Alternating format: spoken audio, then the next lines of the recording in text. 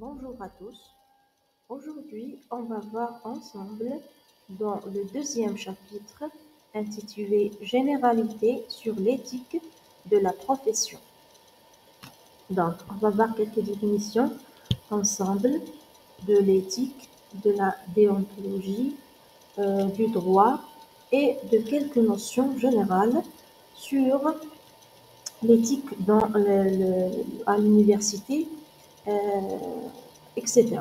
Donc, on va commencer par des définitions. Premièrement, l'éthique. Qu'est-ce que ça veut dire le mot éthique?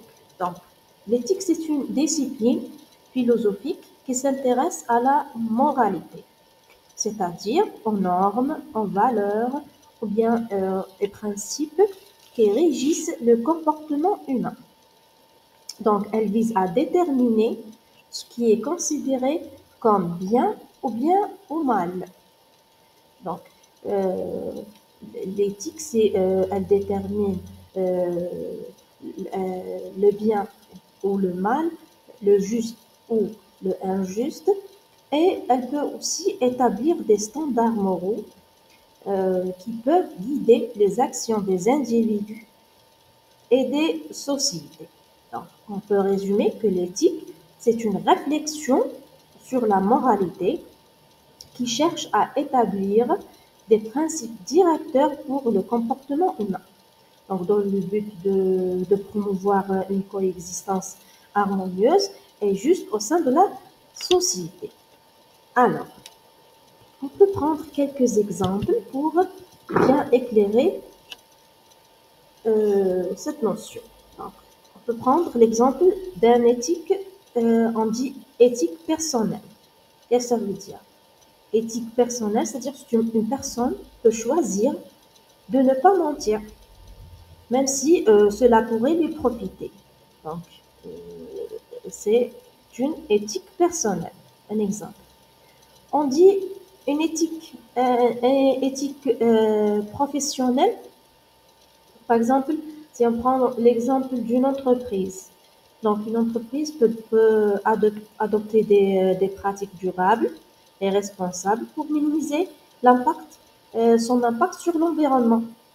Donc, c'est ça, c'est une éthique professionnelle. Donc, même si cela coûte plus cher, la société ou bien l'entreprise adopte des pratiques durables. Donc, c'est, on dit, c'est une éthique euh, professionnelle. Donc, ça, ce qui concerne le mot éthique. On passe maintenant à la déontologie. Qu'est-ce que ça veut dire? Déontologie. Le mot, donc, déontologie, c'est un concept qui provient du grec déontos, c'est-à-dire qui signifie devoir. Donc, elle se situe à l'intersection de l'éthique et de la morale. Donc, en se concentrant spécifiquement sur les obligations et les responsabilités des individus au sein de leur profession. Donc, contrairement à l'éthique professionnelle qui peut varier d'un individu à l'autre selon leurs propres valeurs morales, la déontologie établit un cadre commun de règles et de normes que tous les membres d'une profession doivent suivre. C'est-à-dire, on peut prendre quelques exemples pour simplifier ce concept. Donc, en médecine, par exemple, les médecins doivent respecter le secret médical et agir dans l'intérêt de leurs patients. Les patients ont le droit euh, de respecter leur secret médical. Donc, concernant les médecins. Aussi, on peut prendre un autre exemple des avocats, par exemple. Un avocat, donc, a l'obligation de défendre les intérêts de leurs clients, tout en respectant la loi, bien sûr. Donc, même si ces clients en réalité ont le droit ou non.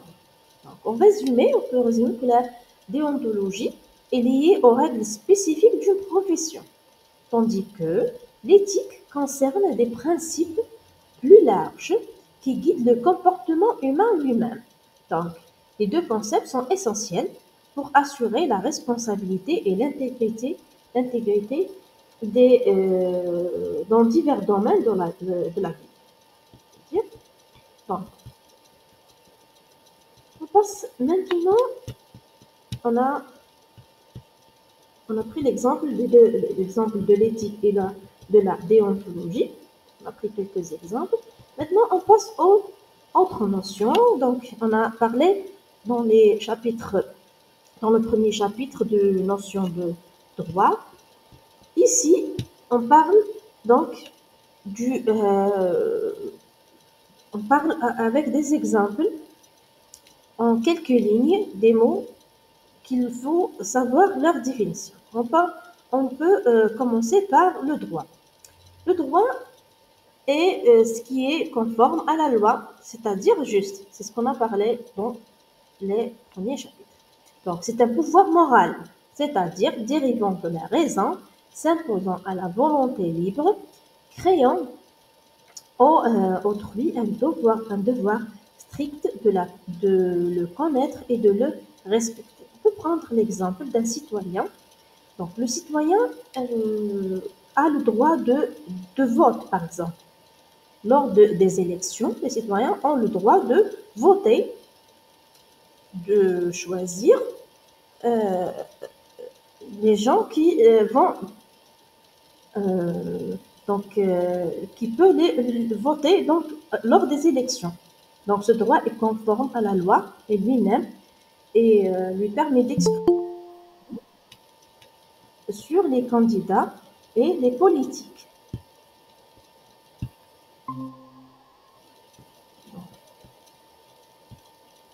Maintenant, on va passer au deuxième mot qui est le devoir. Ça veut dire, le devoir, c'est une obligation, c'est l'obligation de donner ou de faire quelque chose au nom de la morale, c'est-à-dire au nom de la loi, l'honneur, la religion, la raison, la coutume ou la bienséance. On va voir un exemple pour simplifier ce mot. Un élève, par exemple, à l'école, un élève a le devoir de faire ses devoirs scolaires. Donc, cette obligation découle de la nécessité d'apprendre et de respecter les règles établies par l'école, donc qui sont en accord avec la morale et l'éducation. C'est un exemple de devoir. On a pris le simple exemple qui est connu dans la société.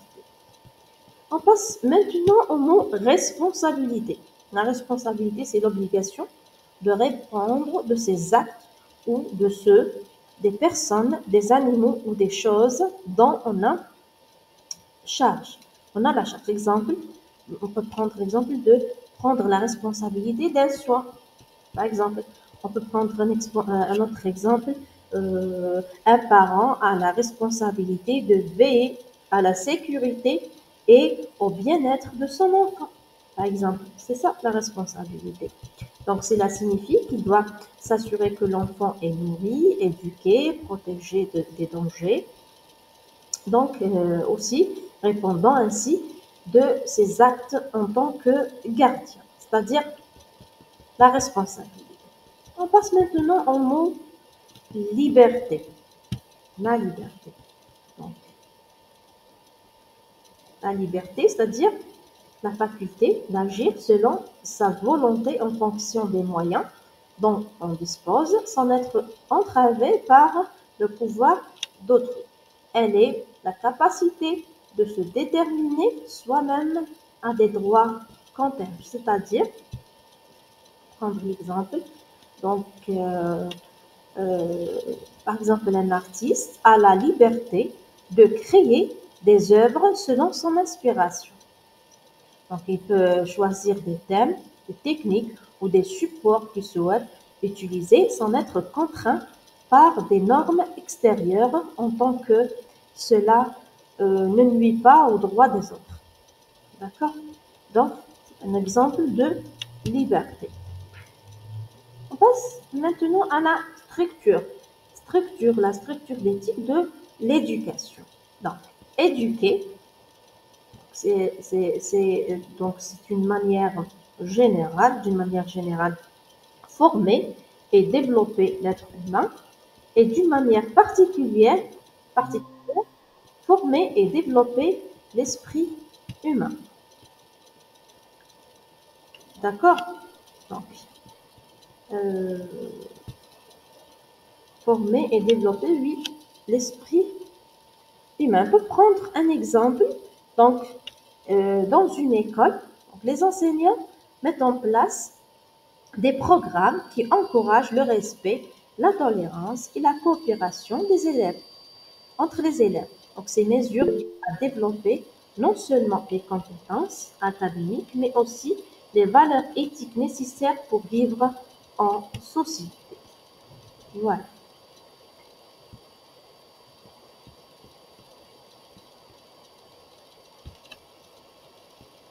Donc,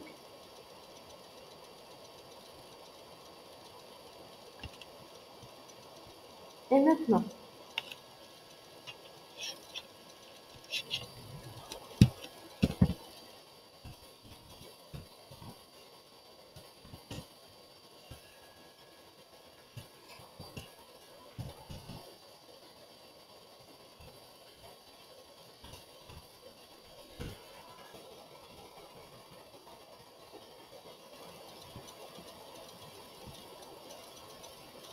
on peut continuer avec la structure d'éthique de l'éducation. Shahrazad, est-ce qu'il y a le son? Répétez ou la la.